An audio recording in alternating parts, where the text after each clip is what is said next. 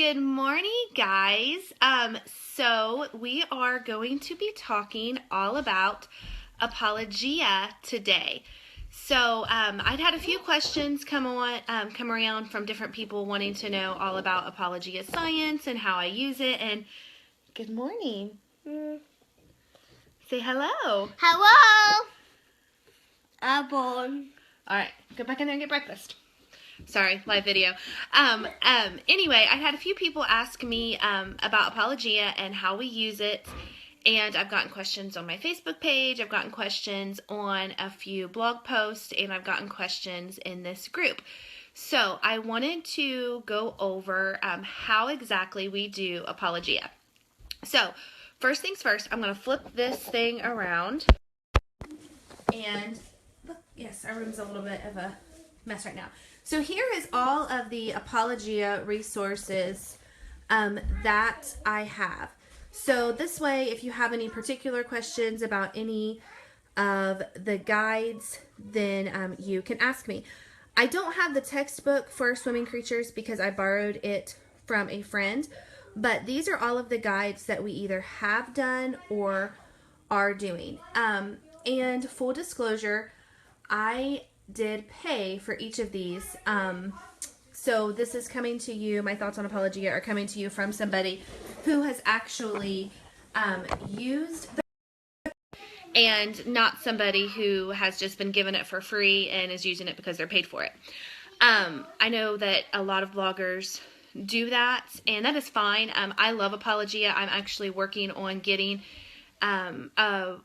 I'm actually working on getting a contract with them now to kind of come to you as an ambassador.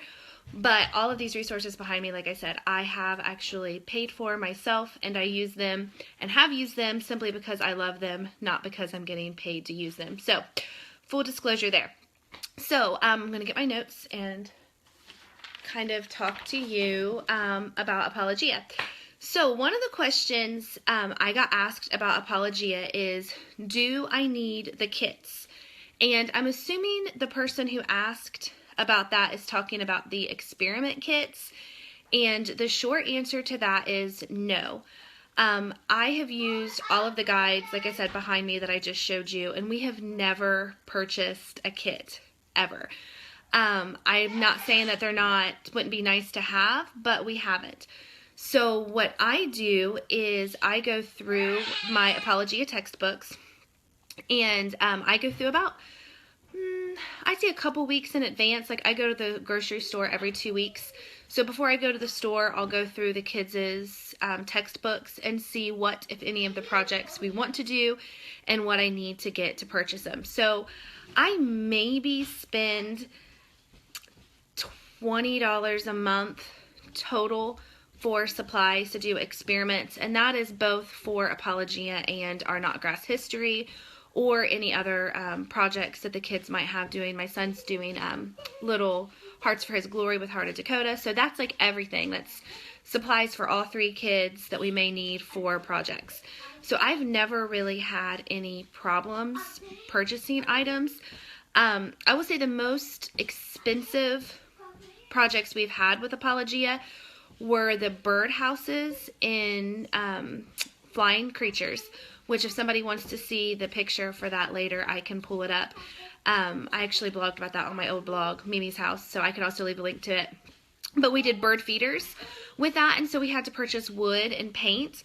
It wasn't anything that had to be done, but the kids really, really enjoyed it, and Kristen actually did a science fair project for that one that year. So it was a really good project. And the second most expensive one was probably this year with land animals.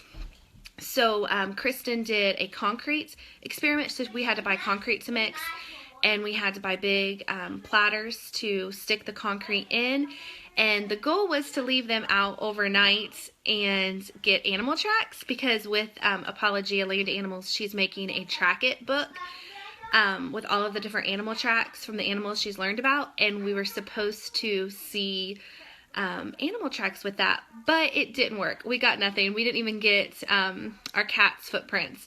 So that was probably the second most expensive experiment with Apologia. So I have found that 90% of the items with Apologia we have had at home. We have not had to go and purchase. So I personally don't think the kits are necessary, but if you like the ease of them, you can grab them and use them, and then you wouldn't have to go search for items. So that was the first question. The second question is age level for Apologia.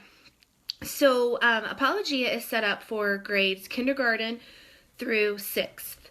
I have used Apologia with a kindergartner. We started with Apologia when the girls were kindergarten and 2nd grade, and we didn't have any problems. However, Daniel is 5 and in kindergarten now, and I do not have him in Apologia. I plan on putting him in it next year with Kristen. I think for kindergarten, it is not necessarily ideal. If you're starting out with a kindergartner, I would not recommend it, simply because I think it does work better with first, at least when they're reading and writing well.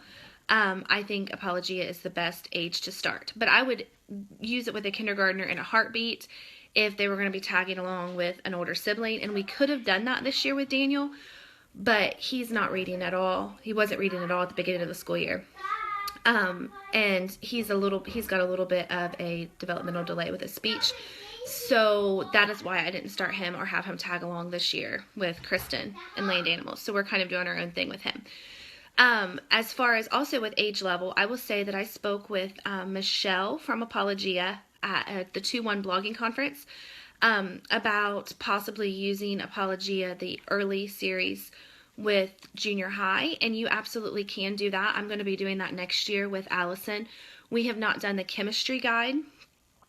So next year, instead of moving on to junior high with Apologia, the junior high series, she's going to be doing the chemistry. So you can absolutely, the 2 guides that you could use for 7th grade would probably be the chemistry guide and anatomy.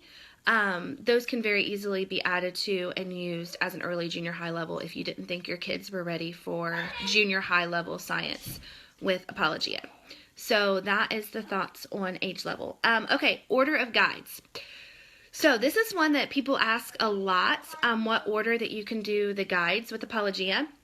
And the answer is you can really do them in any order that you want. They do not have to be done in any specific order. Now for us, we started off with flying creatures, and then we did swimming creatures and land animals for Kristen. Those are the orders that she has done them. Allison did flying animals with Kristen, and then she did swimming creatures with Kristen, and then she didn't want to do any more animals. So she has done botany, and now she is doing anatomy. So Kristen hasn't done botany or anatomy. So my plan with Kristen is to do the 3 animal guides and then do anatomy. Or next year she's going to do astronomy with Daniel and then do anatomy for 6th grade. I think the anatomy guide is a very, very good guide for 6th grade. Michelle at Apologia had said she would recommend it for 5th, 6th, or even 7th grades. So I would not do anatomy, in my personal opinion, any younger than that. Again, that is not coming from an Apologia expert. That is just coming from a mom who has seen the guides. Anatomy is pretty intense. So I would not recommend doing it with a younger child. Also, botany. With the botany guide, we used it last year when Allison was in 4th grade. Or 5th grade. She was in 5th grade last year. And I would not recommend botany for younger grades either. So for my opinion, I would start off with the 3 animal guides. If you want to take a break in between the animal guides, then I would throw in astronomy in there, somewhere in between. If you have a kid who's like, I'm done with animals, I don't want to do any more with animals, then I would throw astronomy in there in between. And then I would save the botany and anatomy and even the chemistry for the older guides. You don't have to go through all of the guides. Kristen will never go through botany because she has no desire to, so I'm not going to make her. But we will do all the other guides with her and with Daniel. So that is my, like I said, personal opinion on the guides. And if you guys have any questions, I see we have, quite a few people watching live. At least, not quite a few, but at least more than normal. Please leave the comments. I can see them. They do come on the screen. So feel free to interrupt me and ask questions if you want. So, schedule for the Apologia guide. So I'm going to flip this around because I want to show you this nifty schedule that Apologia. So in the front of every single notebooking journal, there is an actual schedule here. And this is actually the one that we're using so you can see where we are. So let me move this Post-it. Or I'll just leave the Post-it there. Oh, nope, I got it to move. Okay, so with Apologia, at the front of every single notebooking journal, there's actually a lesson here.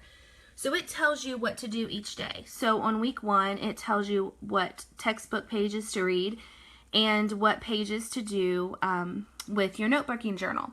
So if you follow this schedule exactly as it is written, you will finish it in 1 year. Actually, less than 1 year, because this only goes through 28 weeks, and most people, I think, have like 32 or 36 weeks of school. So what we do is, as you can see, some of the pages, like some days, it has you read a lot in the textbook. Like, for example, on week 15, lesson 8, it would have you read like 5 pages, which isn't actually too bad. But some days, there's like 10 pages scheduled. Especially when my kids were younger, we did not do that many. We would split it up. Like here, for example, you can see it has you read page 137 through 148. So you can easily split it up and not read that many. This is just a guide to kind of show you exactly how to break it up if you wanted to do it in a year. And like I said, all of the notebooking journals have that inside of them. So normally what I do for Kristen and even for Allison, which Allison's doing as written this year, but in the earlier years, I will have her just read like half of the lesson. So like for this one, I would have her read the textbook and then do the written narration, and she wouldn't do this until the next day. And then the next day she would move over and she would do what she didn't do from the other day, and I normally have her pick one of these. So I'm going to show you what these are in just a minute. So these like little mini books. So that is a look into the schedule with Apologia. So now I'm going to show you one of the notebooking journals that is filled out. I don't know which kids this one is, but this was Flying Animals. So this was our very first year with Apologia. So if you looked at the schedule, you could see that they have like some mini books wrote into the schedule, and that's these. I think this one was Allison's. I can tell by the handwriting. So these little mini books is like a fun, hands-on way that you can add to a textbook curriculum, which is one of the things I really like about Apologia. So this is, like I said, this is the Flying Animals.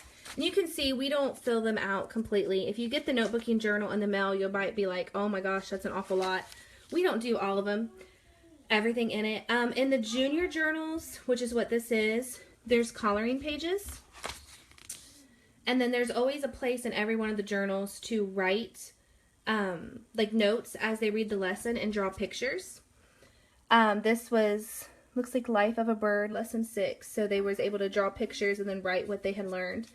She was in 2nd grade when she did this one. Also, in each of the guides, there's copy work. When my girls were younger, I had them do this. Now they don't really do it.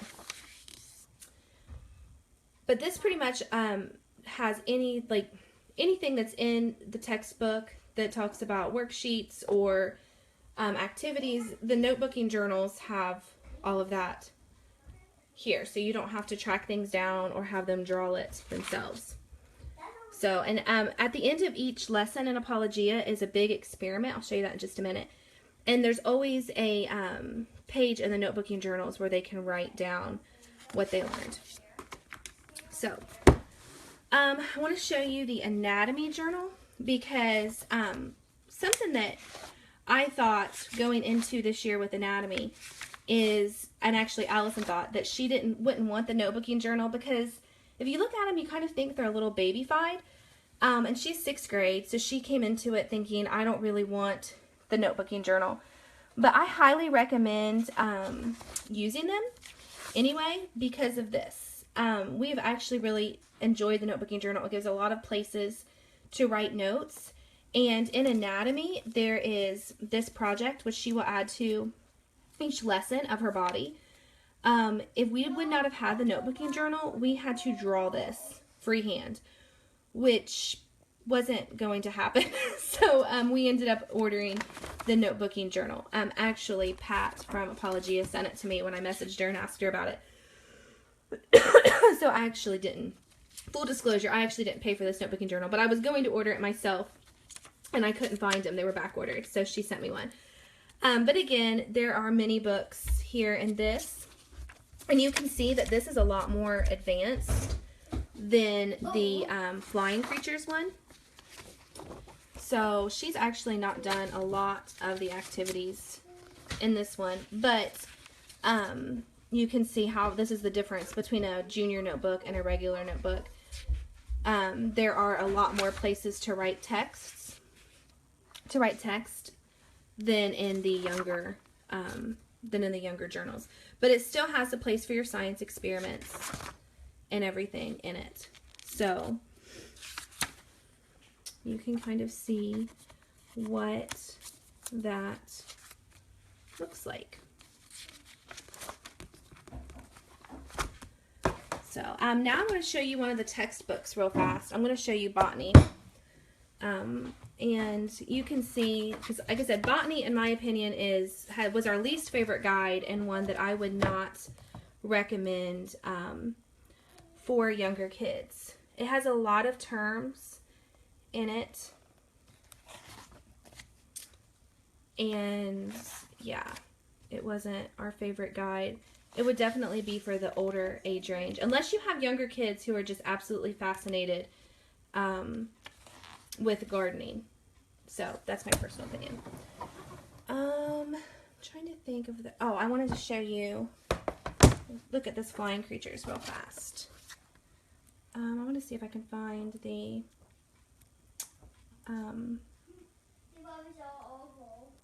bird feeder project that we did.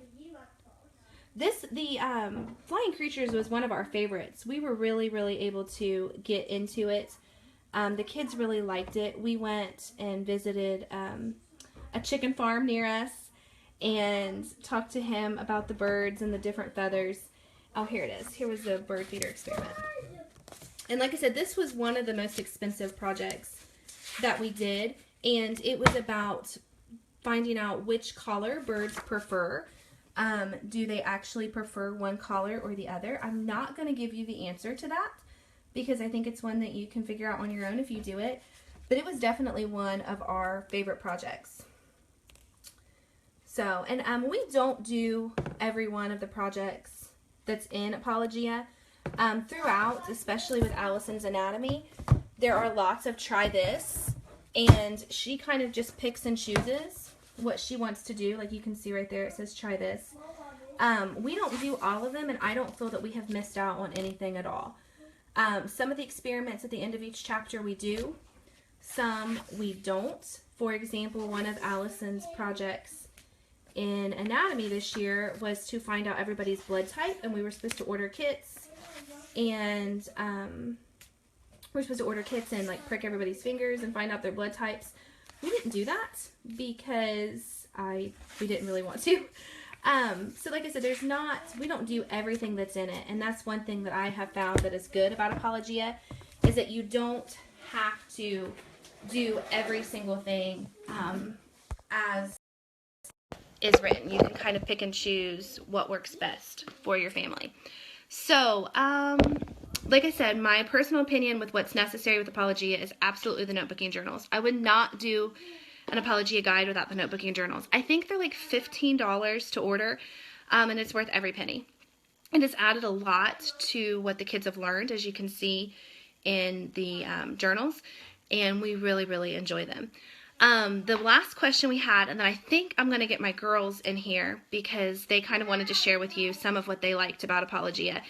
The last thing I had is combining multi-ages. So like I said, we have done this anywhere from kindergarten to now Allison's in 6th grade. We've used Apologia. Kristen was in kindergarten when we started. Next year I will be using Apologia with a kindergartner and a 5th grader.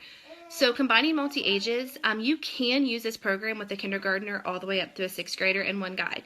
You absolutely can. There's no reason why you can't. The reason it works is because of the notebooking journals. They have a junior guide and they have an older guide. So you can very easily switch the learning, around to where the junior journal is much more better for the younger kids, whereas the older journals is for the older kids. With the younger kids, they can simply sit in on you reading it. Next year, I plan on, with Kristen and Daniel, I plan on Kristen reading a lot of the astronomy book to Daniel. She's going to be reading it anyway, and he can sit and listen. And then we're going to use the 2 different journals. Apologia's hands-on experiments are something that any age can use, any age can learn. We have enjoyed every one of them. Actually, over the weekend, we dissected an owl pellet. I'm going to post some pictures about that on Instagram later. But we all sat in on Kristen's land animal experiment and did that. And it was really, really educational, and the kids all loved it. And like I said, I have a wide variety of ages right now. So Apologia can absolutely be used with multi-ages. And I would highly recommend it. I mean, like I said, we've really enjoyed everybody learning together with Apologia through the years. So I have no problems with that at all, and it can absolutely be done. So I'm going to say hold on for just a second,